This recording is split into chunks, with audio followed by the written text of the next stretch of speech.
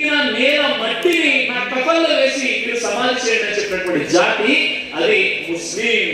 అలాంటి వ్యక్తుల్ని ఈ రోజు మనం చూస్తున్నామంటే టోపీ ఉన్నా, గడ్డం ఉన్నా, బురఖా ఉన్నా, పరదా ఉన్నా ముస్లిం అంటే నౌజుబిల్లా దేశ ద్రోహులుగా ఈరోజు చిత్రీకరించేటటువంటి ఒక వాట్సాప్ యూనివర్సిటీని మనం చూస్తున్నాం. చాలా విచారకరమైన విషయం ఇది. కాబట్టి ఇలాంటి తరుణంలో మన బాధ్యత, మన యొక్క కర్తవ్యం ఏంటంటే మరుగు పడిపోయినటువంటి ముస్లిం స్వాతంత్ర సమరయోధుల జీవితాన్ని బయటికి తీసుకొచ్చి ఈ రోజు మనం సమాజానికి చూపించాల్సిన అవసరం ఎంతైనా ఉంది. ఎందుకంటే సోదరులారా, ఎప్పుడైతే సుభాష్ చంద్రబోస్ గారు ఇండియన్ నేషనల్ ఆర్మీని ఏర్పాటు చేస్తున్నారో అప్పుడు చెప్పారు మాకు స్లోగన్ కావాలి, ఉత్తేజపరచడానికి ఒక నినాదం కావాలని కోరుకున్నప్పుడు ప్రతి ఒక్కరు ఒక సలహా ఇచ్చారు. ఒకరు చెప్పారు ఏ భగవాన్ చెప్తామని చెప్పారు, మరి ఏ ప్రభు అని చెప్పారు. అదే విధంగా ఈ విధంగా రకరకాల నినాదాలు వచ్చినప్పుడు ఆబిద్ అలీ హసన్ సఫ్రాని ఎవరైతే ఉన్నారో ఆ వ్యక్తి చెప్పారు మనం జై హింద్ అని చెప్పాలనుకున్నప్పుడు ఆ నినాదాన్ని తీసుకోవడం జరిగింది. ఈరోజు జై హింద్ అనేటువంటి నినాదం ఉంది అంటే అది ముస్లిం ఇచ్చినటువంటి పిలుపు.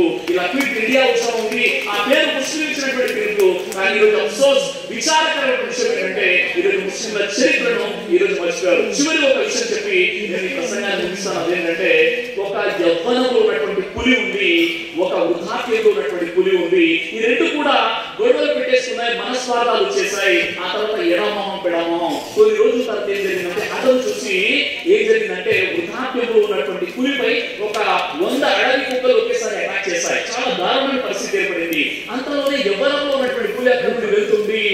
వెళ్తూ ఏం చేస్తుందంటే చూసి ఊరుకోకుండా వెళ్ళి తన పంచ విసిరింది. ఆ 100 అడవి కుక్కలన్నీ కూడా పారిపోయాయి.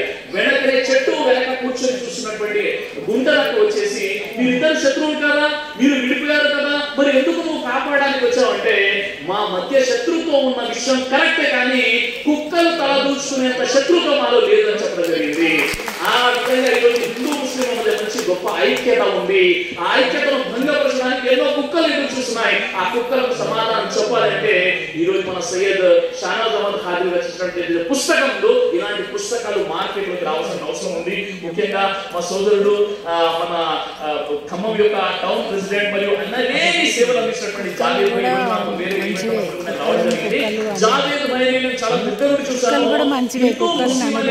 లేకుండా అందరినీ కలుపుకొని మన రాష్ట్రం యొక్క ఏదైతే ఒక గొప్ప ఉద్యమం వచ్చేసిందో, ఒక గొప్ప విప్లవం వచ్చేసిందో, ఏదైతే ఈరోజు ఒక విజయోత్సవం జరుపుకున్న కాంగ్రెస్, అలాంటి కాంగ్రెస్ కి వెన్నెముకగా ఉండి అందరినీ కలుపుకునే ప్రయత్నం చేసినటువంటి మన జావేద్ భాయ్ కోసం ఇక్కడ ఈ కార్యక్రమం రావడం జరిగింది. నిజంగా నా బ్రదర్ సిరాజ్ యూట్యూబ్ ఛానల్లో ఎవరిని ప్రమోట్ చేయడం అంటే ఇలాంటి కార్యక్రమం అయినప్పుడు కూడా ఒక షార్ట్ పెట్టడం జరిగింది. కాబట్టి జావేద్ భాయ్కి ప్రపంచం ఎవరు ఎలాంటి ప్రతిఫలం ఇస్తారో తెలియదు, కానీ అల్లాహ్ సుబ్హానహు వ తఆలా ఖచ్చితంగా ప్రతిఫలం ఇస్తాడు.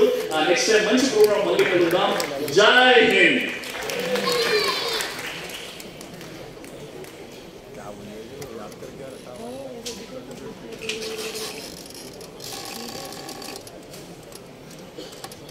पूरे हैदराबाद के तेलंगाना के बहुत बड़ी शख्सियत मुफक्किर इस्लाम मौलाना मुफ्ती खलील अहमद साहब को अभी आपके सामने पेश करता हूँ चंद बातें इस ताल्लुक से बोलने के लिए। अभी डिप्टी सीएम बटील कमर का साहब और